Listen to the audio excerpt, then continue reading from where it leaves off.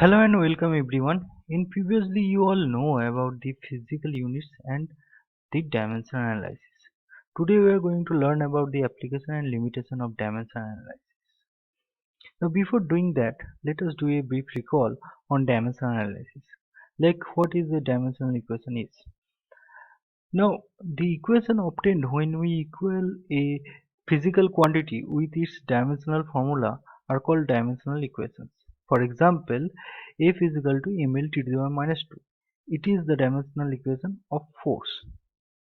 Now, there are two important rules that we should recollect first before go beyond. The first one is the unit in which the quantities are to be expressed do not affect the dimension of the quantity.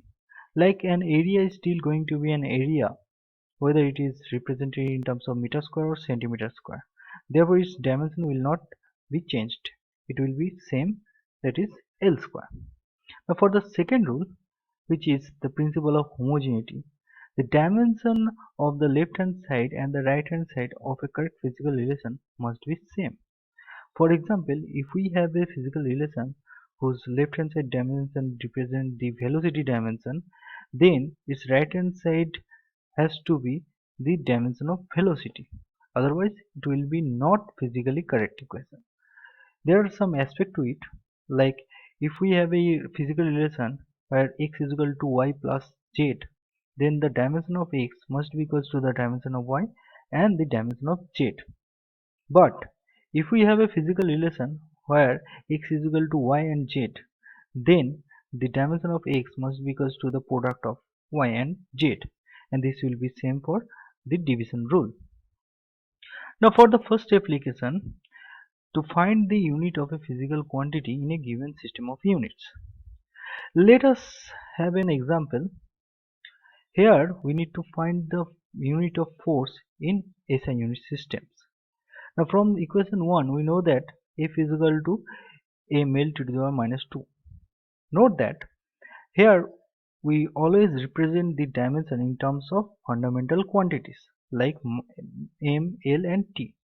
Therefore the SI unit of m, l and t are kg for mass, meter for length and second for t. These are all represented in terms of SI unit system. Therefore the SI unit of force is kg meter per second square. Now for the next application, to convert a physical quantity from one unit system to other unit system. Let us take an example where we are going to convert from SI unit system to CGS or vice versa. Let us have a physical quantity where the value in SI is N1 and the value in CGS is N2. Now the value means like 1.2, 1, 2, etc. Let their units in a corresponding unit system are U1 and U2. The unit means like meter, joule, kg in SI system and centimeter, gram, arc in CGS system. And the dimensions are like this. Now to convert from SI to CGS, we use this formula, and to convert from CGS to SI, we use this formula. Note that the notations here for SI to CGS represent the value of and the unit in SI, and the notation M1, L1 and T1 are the values of mass, length and time in SI system.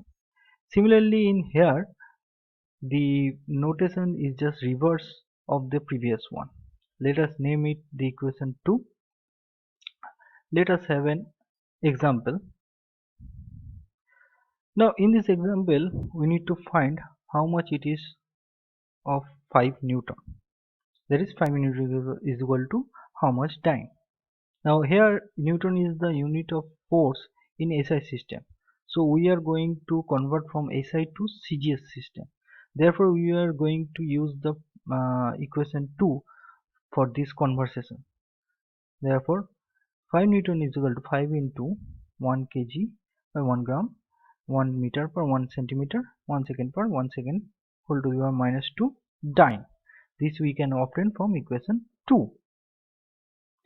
Now we can represent the kg and meter in terms of its corresponding gram and centimeter.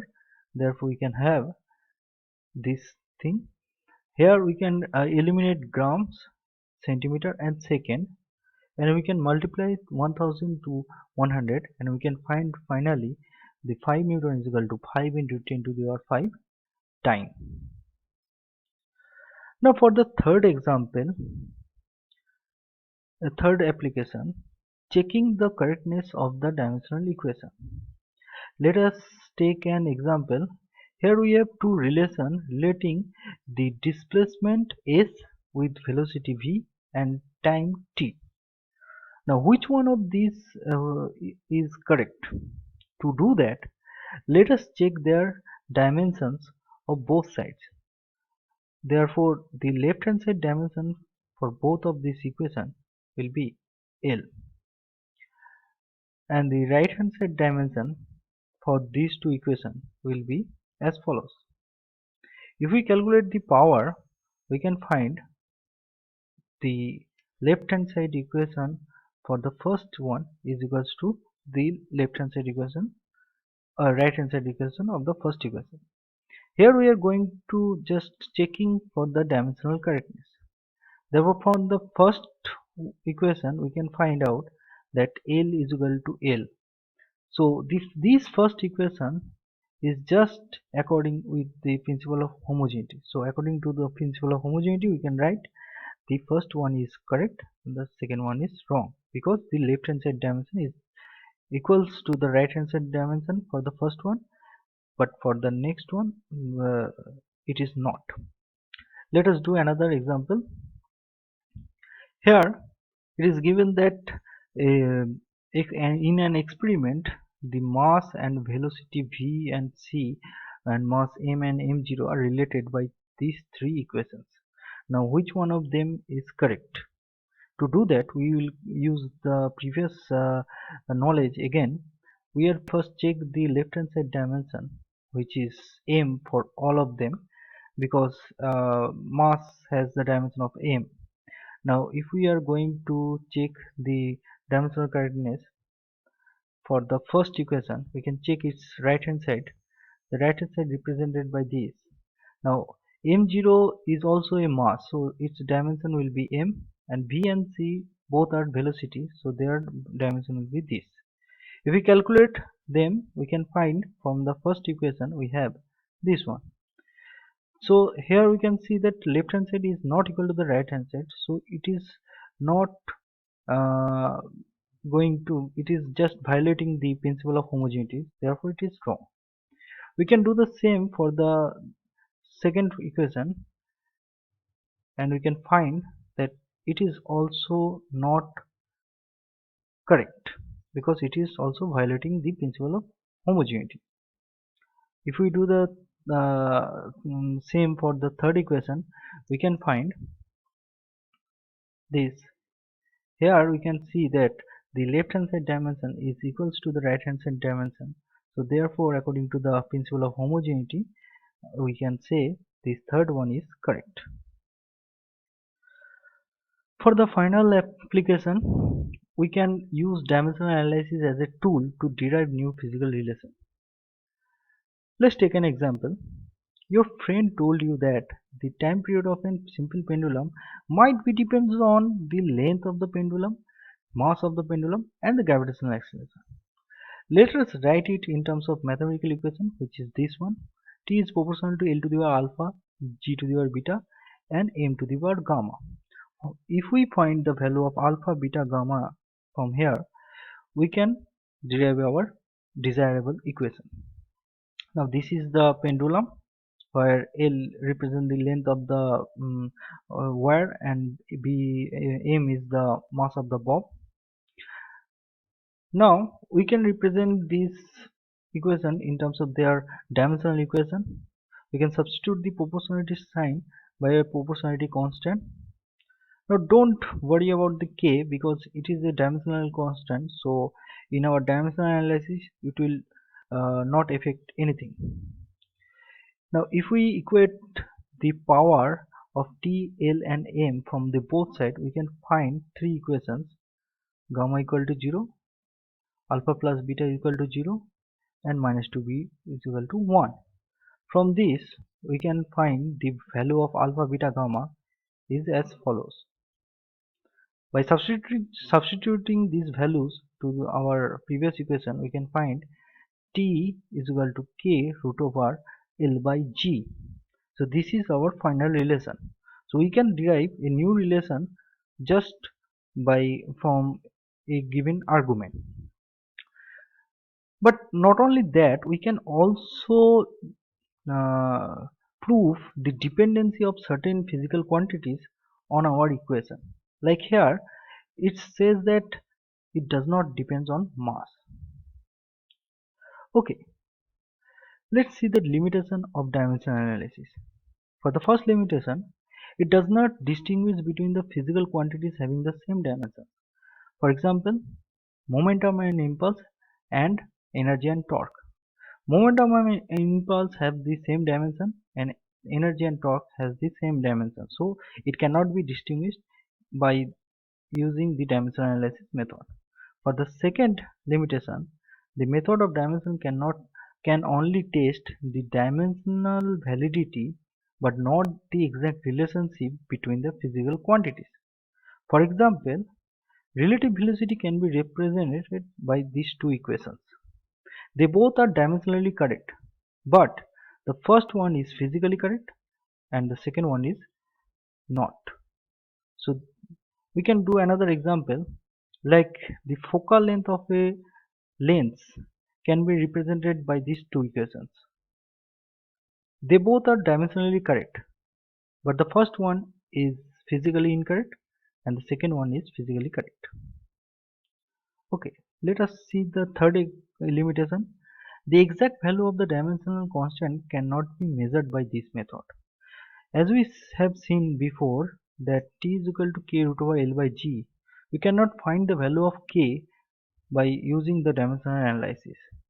Although we can find the value of K by using some different method like graphical analysis or experimental method, and the value of K is basically 2 pi. The fourth limitation is that the dimensional analysis cannot give us the angular dependency of a physical equation. For example, in a simple harmonic motion, the displacement can be represented as this. We cannot find the sine omega t by dimensional analysis because it is a dimensionless term. We can write its dimension as this. Okay. Now this is also true for other functions like trigonometric functions, exponential functions, and logarithmic functions. For the fifth and final limitation, we cannot derive any relations which includes summations or subtraction by this method. Like here are two important relations we know, the famous relations. Here see that for the first equation there is a subtraction sign and for the second equation there is a summation sign. These two equations cannot be derived by using the application 4 or the dimensional analysis method.